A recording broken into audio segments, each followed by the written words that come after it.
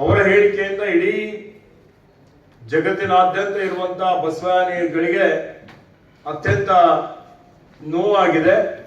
ವಿನಾಶಕಾಲ ವಿಪರೀತ ಬುದ್ಧಿ ಅನ್ನುವಂಥ ರೀತಿಯಲ್ಲಿ ಇವರು ಬಸವನಗೌಡ ಹೇಳಿಕೆ ಯತ್ನಾಳ್ ಅವರು ಏನು ಹೇಳಿಕೆ ಕೊಟ್ಟಿದ್ದಾರೆ.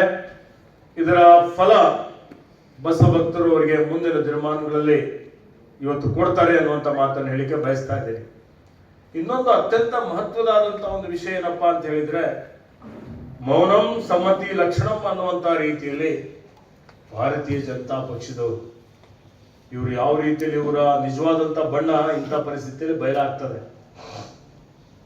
ಬಸವಣ್ಣನವರ ಹೆಸರು ಹೇಳಿ ಮತ ಕೇಳ್ತಾರೆ, ಆದ್ರೆ ಅದೇ ವಿಶ್ವಗುರು ಬಸವಣ್ಣನವರು ನಮ್ಮೆಲ್ಲರ ಆರಾಧ್ಯ ದೇವರು, ಅವ್ರ ಬಗ್ಗೆ ಇಷ್ಟೊಂದು ಕೀಳು ಮಟ್ಟದ ನೀಚ ಮಟ್ಟದ ಇಷ್ಟೊಂದು ಅವಹೇಳನಕಾರಿ ಹೇಳಿಕೆ ಕೊಟ್ಟಂತ ಸಂದರ್ಭದಲ್ಲಿಯೂ ಒಂದು ಸಣ್ಣ ಖಂಡನೆ ಸಹಿತ ಈ ಭಾರತೀಯ ಜನತಾ ಪಕ್ಷದವರು ಮಾಡಲಿಕ್ಕೆ ಹೋಗೋದಿಲ್ಲ.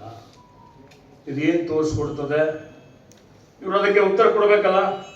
ಇವತ್ತು ಜನ ಭಾರತೀಯ ಜನತಾ ಪಕ್ಷದಿಂದ ಮತ್ತು ವಿಶೇಷವಾಗಿ ಯತ್ನಾಳ್ ಕಡೆಯಿಂದ ಇವತ್ತು ಪ್ರಶ್ನೆಗಳು ಕೇಳ್ತಾ ಇದ್ದಾರೆ ಅವರಿಗೆ.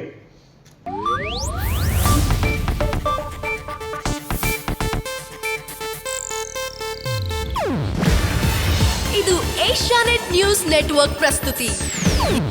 ನೀವು ನೋಡ್ತಿದ್ದೀರಾ ಏಷ್ಯಾನೆಟ್ ಸುವರ್ಣ ನ್ಯೂಸ್.